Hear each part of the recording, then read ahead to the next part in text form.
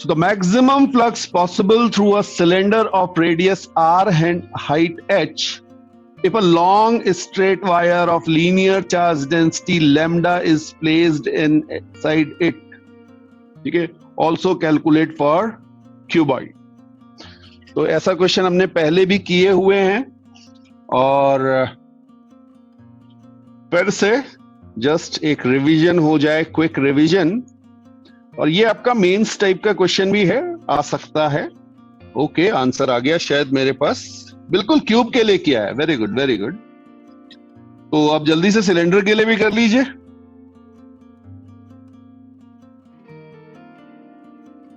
जल्दीबाजी नहीं, जल्दीबाजी नहीं। ओके, चलिए देखते हैं। अच्छा, आपको चाहिए कि मैक्सिमम फ्लक्स हो, दैट मींस क्यू इनक्लोज क्या हो जाए, क्यू इनक्लोज्ड मैक्सिमम हो जाए, तभी तो मेरा फाई मैक्सिमम आएगा। Because phi maximum is q enclosed max by epsilon naught Gauss theorem से। ओके, तो अब किसी सिलेंडर में कोई लाइन चार्ज कैसे रखा जाए कि ये मैक्सिमम चार्ज इनसाइड हो। तो बेटा ये जो डायगोनल आपको दिखेगा, हाँ जी आ गया आंसर, बिल्कुल सही बात है। डायगोनल आपको दिख रहा होगा, इस तरह से जाएगा बेटा। ओके, ये रहेगी हमारी लाइन। क्लियर? बिल्कुल ठीक है।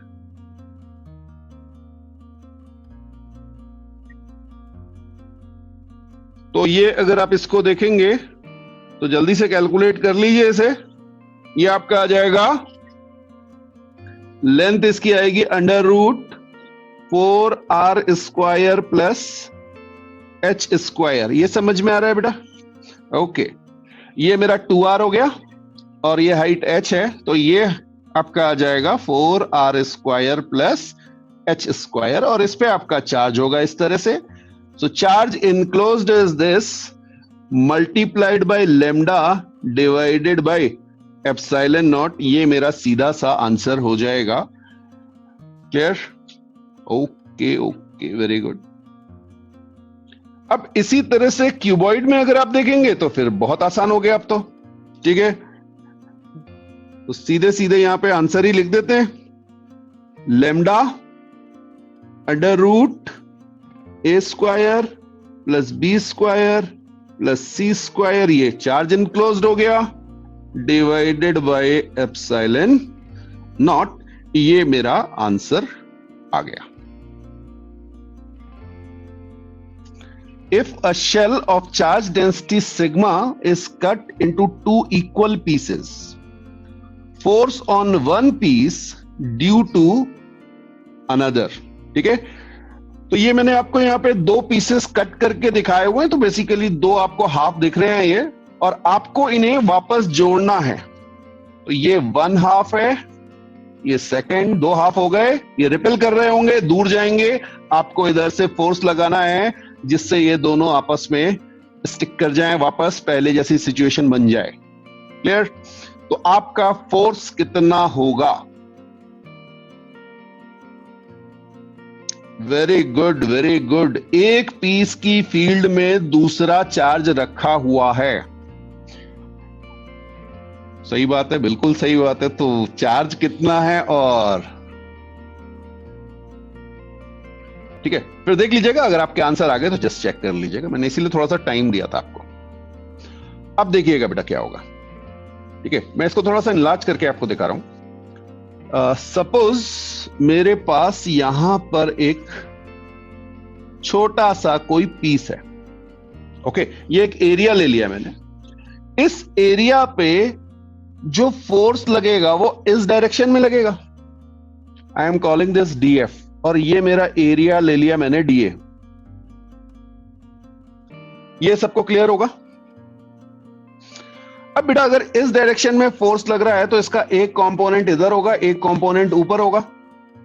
बिल्कुल इसी तरह से यहां पर भी एक एरिया होगा इसके सिमेट्रिक, और इस पे फोर्स इधर लग रहा होगा।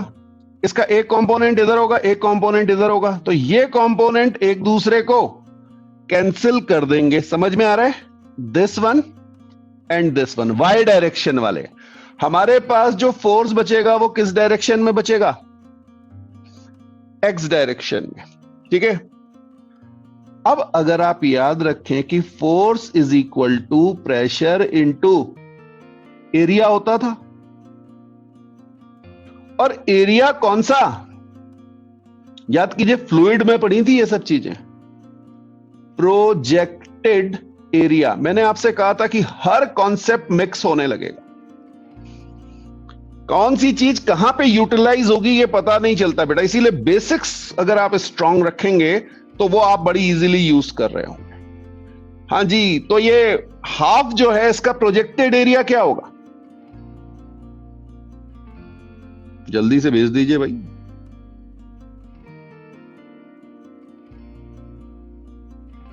सर्किल होगा। Very good, very good. इस तरह से एक सर्किल बनेगा। यहां पे ये बना रहा हूं, ये इस तरह का सर्किल आएगा, इसका रेडियस r है। बिल्कुल सही बात है। ठीक है, तो बस अब बचा क्या इसमें? ये प्रोजेक्टेड एरिया है मेरा। प्रेशर आपको पता है sigma square by 2 epsilon naught. Answer आ गया। क्लियर? तो क्वेश्चन कई बार दिखते बहुत बड़े हैं लेकिन होते बहुत सिंपल हैं। आप इसे इंटीग्रेशन से भी कर सकते थे लेकिन वो परेशान करता, कंपोनेंट लेते बहुत लंबा हो जाता। तो यहां पर अगर आप देखेंगे तो प्रेशर इज, या इलेक्ट्रोस्टैटिक प्रेशर लिख लीजिए, sigma square by 2 epsilon not. ये मेरा प्रेशर आ गया। तो मेरा फोर्स हो गया sigma square by 2 epsilon naught into pi r square.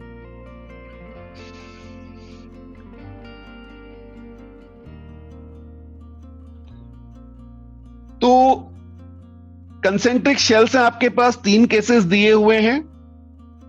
Centre पे आपको पोटेंशियल निकालना है। बस इसका ध्यान रखिएगा बेटा, यहां पर ये सिग्मा दी हुई है आपको, ये भी सिग्मा है। ये सरफेस चार्ज डेंसिटी यहां सिग्मा है, यहां पे माइनस सिग्मा है। इधर इनर वाले पे माइनस सिग्मा और आउटर पे माइनस सिग्मा है। बस इसका ध्यान रखिएगा। ठीक है, कोई जरूरी नहीं सिग्मा के टर्म्स में आप फॉर्मूला याद करें। हमने आपको वो वाला फॉर्मूला याद कराया था, 1/4 pi epsilon naught q by r potential का शेल की वजह से। बस ये देखना है अंदर है बाहर है। ओके, देखिए आंसर आ भी गया। तो 1/4 pi epsilon naught q a by a, because ये इनर वाले की सरफेस पर है, plus q b by b. और बस आपको इसको क्यू ए को लिख देना है 4 pi A square into sigma by A plus 4 pi B square into sigma by B. ऐसा? ठीक है, ओके। तो ये 4 पाई आपका कैंसिल हो जाएगा, सिग्मा कॉमन ले लीजिए, सिग्मा बाय एप्सिलॉन नॉट, और ये आपका आ जाएगा a प्लस बी। बिल्कुल सिमिलरली इसको यूज करके यहां पे आ जाएगा sigma by epsilon naught a minus b. ठीक है, और थर्ड वाले केस में sigma by epsilon naught b minus a। ये आपके आंसर आ गए होंगे। बिल्कुल बिल्कुल सही है बेटा, बिल्कुल सही है। Okay, good good good. हाँ जी, किसी को डाउट हो तो यहां पे मुझसे पूछ ले, नहीं तो फिर नेक्स्ट क्वेश्चन पे मूव करें। तो सिंपल क्वेश्चन थे। अब इसमें होगा क्या, जैसे मान लीजिए ये तीनों केस दे दिए, पूछेगा रेशियो क्या है। ठीक है, फर्स्ट और सेकंड केस का रेशियो क्या, सेकंड और थर्ड का रेशियो क्या, पोटेंशियल सेम होगा, पोटेंशियल सेम नहीं होगा, इस तरह की सिचुएशन दे देगा। मैंने आपको 2 कंसेंट्रिक शेल के लिए दिया, वो 3 या 4 यूज कर लेगा। तो एडवांस में रहेगा कॉन्सेप्ट वही, बस उसको कॉम्प्लेक्स बनाएंगे लैंग्वेज से, ऑप्शन से। 4 ऑप्शन दिए हुए हैं, अंदर पूछ लेगा इलेक्ट्रिक फील्ड कितनी है, तो 4-5 ऑप्शन दे देगा। Potential is this much, electric field is this much, और इस तरह से उसमें वेरिएशन किया जाएगा। तो इसमें आपको दो चार्ज दिए हुए बेटा, ठीक है। एक चार्ज आपके पास यहां पे है, फिक्स्ड है, और एक चार्ज ये रहा। क्लियर? अब की आपने इसे लाइन, सेम लाइन पे नहीं भेजा जो बोर्ड में किया था या मेंस के लिए हम कह रहे थे आपसे, वो लाइन में भेजने वाला कर रहे थे, ठीक है। अब आपने इसे किसी एंगल पे भेजा है और ये घूम जाएगा। तो जब आप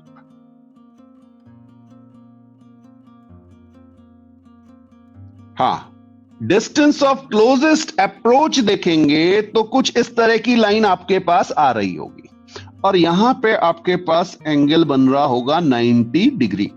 बिल्कुल सही बात है। कॉन्सेप्ट था कि बेटा कोई भी एक्सटर्नल टॉर्क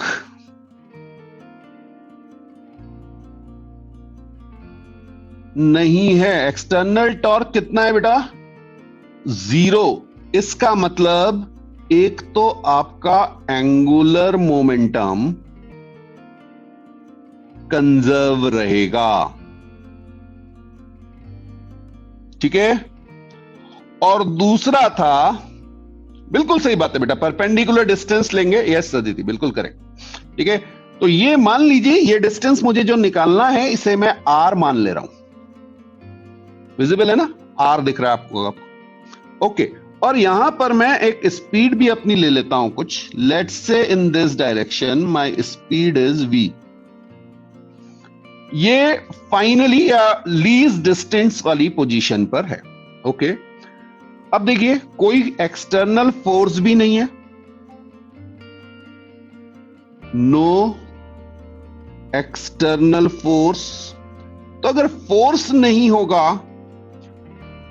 जब कोई फोर्स ही नहीं है, तो एनर्जी भी कंजर्व रहेगी। मैकेनिकल एनर्जी कंजर्वेशन एप्लीकेबल हो जाएगा, ठीक है। तो मैकेनिकल एनर्जी कंजर्व। दूसरे वे में आप ये भी कह सकते हैं कि जो भी पोटेंशियल एनर्जी का चेंज है वो चेंज इन काइनेटिक एनर्जी के मैग्नीट्यूड के बराबर होगा। ओके। तो देखिए इक्वेशन कैसे बनेगी। पहली इक्वेशन जल्दी से बना लेते हैं। अगर आप इनिशियल कंडीशन, इसे मैं फर्स्ट कंडीशन कह रहा हूं और इसे मैं सेकंड कंडीशन कहूंगा। ओके। तो फर्स्ट कंडीशन पे एम यू बी, ये समझ में आया, एंगुलर मोमेंटम। और ये अगर आप देखेंगे तो इस पॉइंट के अबाउट ले रहे हैं हम, ये फिक्स्ड है तो फिक्स पॉइंट के अबाउट ले रहे हैं, angular momentum about fix point. तो एम यू बी और इसकी डायरेक्शन है clockwise, that is equal to m v r. ये तो 90 डिग्री है, समझ में आ रहा है बेटा? क्लियर? तो ये मेरी बन गई फर्स्ट इक्वेशन, और यहां से आप देखेंगे मैं इसे कैंसिल कर दूंगा, तो यहां से मुझे v मिल जाएगा। v is equal to u b by r. एक मेरा ये आ गया वेलोसिटी, क्योंकि ये अभी मुझे चूज करनी पड़ेगी कहां के लिए? हां जी, जब मैं एनर्जी को कंजर्व कराऊंगा। क्लियर? अब जरा सी देखते हैं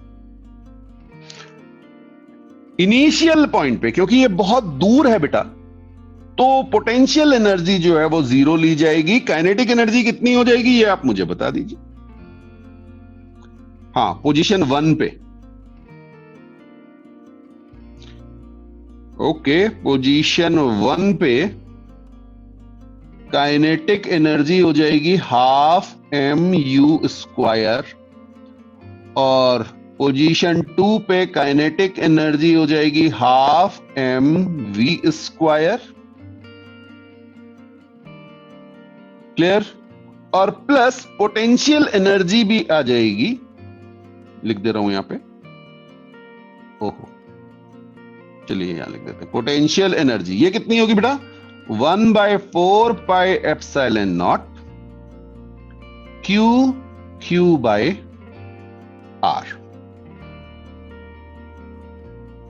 ओके, बस आपका कॉन्सेप्ट बन गया। Half m u square is equal to half m b square plus 1/4 pi epsilon naught q q by r. ठीक है जी। और अब आपको v मैंने एज्यूम किया था, तो v को यहां से रिप्लेस कर देंगे। Half m u square is equal to half m u square b square upon r square plus 1/4 pi epsilon naught q q by are.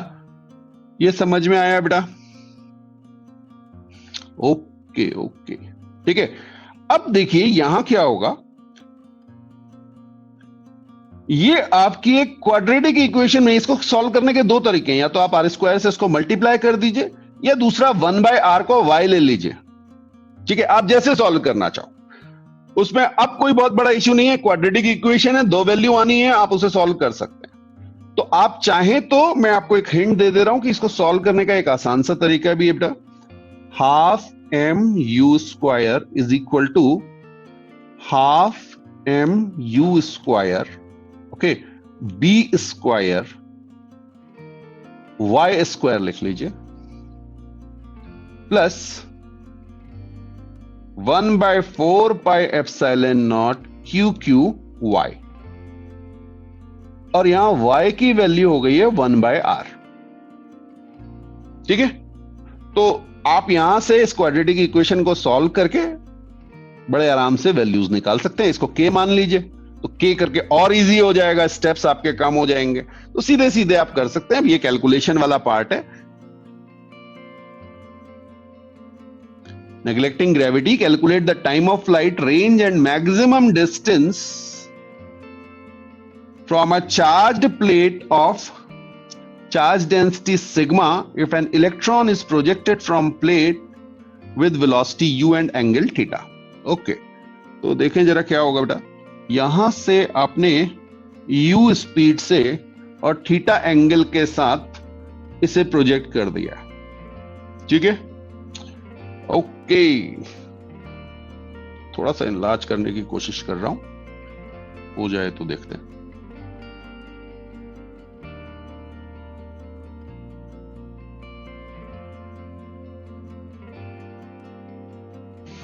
हाँ जी, ठीक है। अब देखिए क्या होगा, आपके पास डाउनवर्ड डायरेक्शन में एक फोर्स लगेगा जो होगा ई। ये समझ में आया? बिकॉज यहां पर अगर आप इलेक्ट्रिक फील्ड देखेंगे तो इलेक्ट्रिक फील्ड तो होगी ऊपर, और इलेक्ट्रॉन है तो इलेक्ट्रॉन इसकी ओर अट्रैक्ट हो रहा होगा। ठीक है, तो ये इलेक्ट्रॉन का जो पाथ होगा वो कुछ ऐसा पैराबोलिक पाथ बनेगा। ये प्रोजेक्टाइल आ गया बेटा। ठीक, this is H max, maximum distance. Okay, और ये आप कहते थे रेंज। बस करना क्या है, जी की जगह क्यू ई बाय एम ले लीजिएगा, आपका आंसर आ जाएगा। ठीक है, तो एक बार चेक भी कर लेते हैं बेटा। तो मान लीजिए मेरे को आपने ये दिया हुआ है, सबसे पहले क्या पूछा गया है, टाइम पीरियड। ओके, तो टाइम पीरियड हमारा था 2u sine theta upon a y with a minus sine, ऐसा था बेटा। ठीक है, ये अगर आपको याद हो तो यहां पर आपका आ जाएगा 2u sine theta upon g की जगह q e by m. Okay, h max की अगर आप बात करेंगे, या मैक्सिमम डिस्टेंस, जो ये डिस्टेंस था प्लेट से, मैक्सिमम डिस्टेंस जो है ये आपका आ जाएगा u square sine square theta by 2QE by m, ऊपर ले जा रहा हूं। ओके, और जितनी भी जगह आपका E जो है बेटा, वो E जो है वो सिग्मा बाय 2 एप्सिलॉन नॉट होगा, क्योंकि ये प्लेट के बारे में कुछ भी नहीं कहा गया है, तो इस वैल्यू को, सिग्मा की जो वैल्यू है, सिग्मा की वैल्यू कहीं आई नहीं, अच्छा वो ई में आएगी, यहां पे आएगी। ओके, ई को रिप्लेस कर दीजिएगा सिग्मा बाय 2 एप्सिलॉन नॉट, तो आपके आंसर आ जाएंगे। और रेंज के लिए u square sine 2 theta upon g, ये फॉर्मूला यूज कर लीजिए।